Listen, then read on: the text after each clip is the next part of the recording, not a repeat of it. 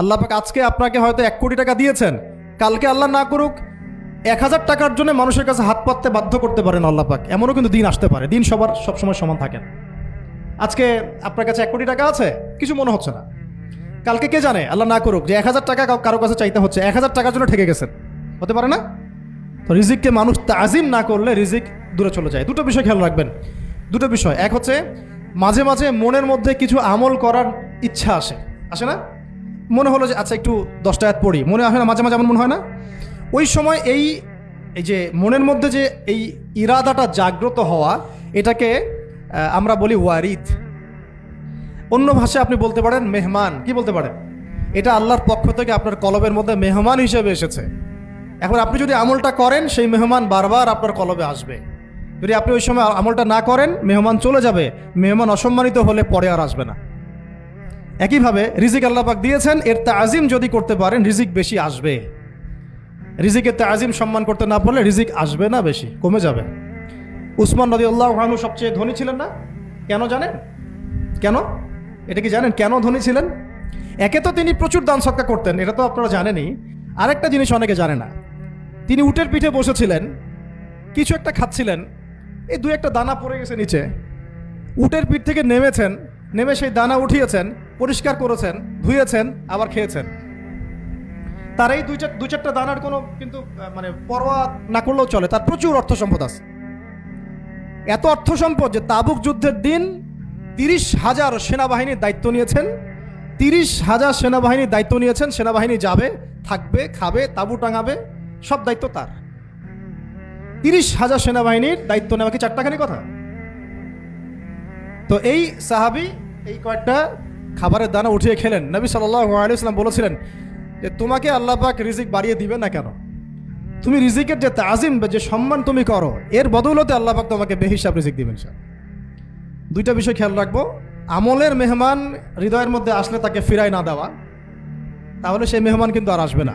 মেহমানকে মূল্যায়ন করলে মেহমান বারবার আসবে ইনশাআল্লাহ। আর রিজিকের তাজিম না করলে রিজিক কিন্তু আপনার ঘরে বেশি বেশি আসবে না। এমনি তো হারামের যুগ, এমনি সুদের যুগ, এমনি ঘুষের যুগ। অলমোস্ট এভরি ফ্যামিলি সুদখোর এখন, অলমোস্ট এভরি ফ্যামিলি। মেয়েরা স্পেশালি যারা শাশুড়ি টাইপের, আপনারা মাইন্ড করেন না, তাদের সাইকোলজি যে এতই নিচে নেমে গেছে এখন যে আমার মেয়ে জাহান্নামে যায় যাক, হ্যাঁ আমার মেয়ে জাহান্নামে যায় যাক, সমস্যা নাই, দুনিয়াতে সে যেন ভালো থাকে। এটা কেন বললাম?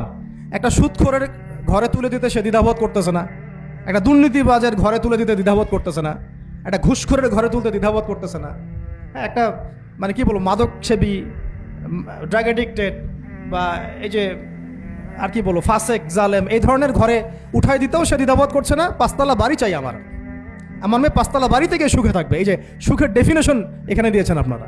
এই জন্য কত হাজার হাজার মেয়ের জীবন নষ্ট করে দিয়েছেন আপনারা। আমার কথা মাইন্ড করে না, হাজার হাজার মেয়ের জীবন মায়েরা নষ্ট করে দিয়েছে শুধুমাত্র মেয়েদের দুনিয়াবি সুখ এর সংজ্ঞাটা বুঝতে ভুল করার কারণে। এর নাম যদি সুখী হইতো তাহলে অমুসলিমরা সুখী না কেন? পশ্চিমারা সুখী না কেন? ওরা আত্মহত্যা করে কেন? এভাবে মেয়েদের জীবন নষ্ট করেছেন। অথচ অল্প যদি হালাল রিজিকও হতো, আল্লাহ পাক তাকে বরকত দিতেন, সুখে থাকতো। তা আল্লাহ পাক আপনাদেরকে রিজিকের মূল্য বোঝার, তাজিম করার তৌফিক দান করেন, আমিন। অনেক ভিতরে চলে যাচ্ছে আমি, সময় আমাদের হাতে আরও শর্ট হয়ে আসতেছে। তো এখানে একটা কথা বলে দিব যে রিজিকের প্রসঙ্গ যেহেতু আসছে, যে হালাল খেতে হবে আমাদেরকে, হারামের দ্বারস্থ হওয়া যাবে না।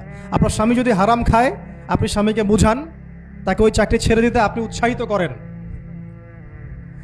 আমি আপনাদেরকে একটা অনেস্টির সাথে একটা কথা বলি, যত এই যে প্রশাসনে যত ঘুষখোর আছে, ঠিক আছে, যত দুর্নীতিবাজ আছে, যত মাদকসেবী আছে, মাদকের ব্যবসায়ী আছে, যত সুদখোর আছে, এরা সবাই কেন এই খারাপ কাজগুলো করে জানেন? তার স্ত্রীকে ভালো রাখার জন্যে, তার মাকে ভালো রাখার জন্যে, তার সন্তানদেরকে ভালো রাখার জন্য। তাহলে স্ত্রী হিসেবে, সন্তান হিসেবে, মেয়ে হিসেবে আপনি বলবেন যে আমাদের এইসব ভালোর দরকার নাই আব্বু,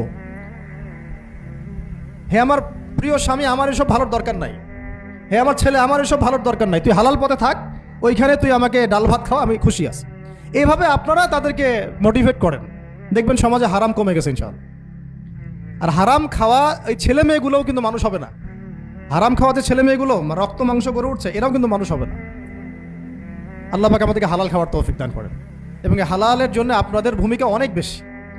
আমরা উত্তরবঙ্গ সহ দেশের বিভিন্ন জায়গায় সফর করে যেটা দেখেছি, যত সুদী এনজিও আছে না, এনজিওগুলোর মধ্যে মহিলাদের নামই বেশি, জানেন?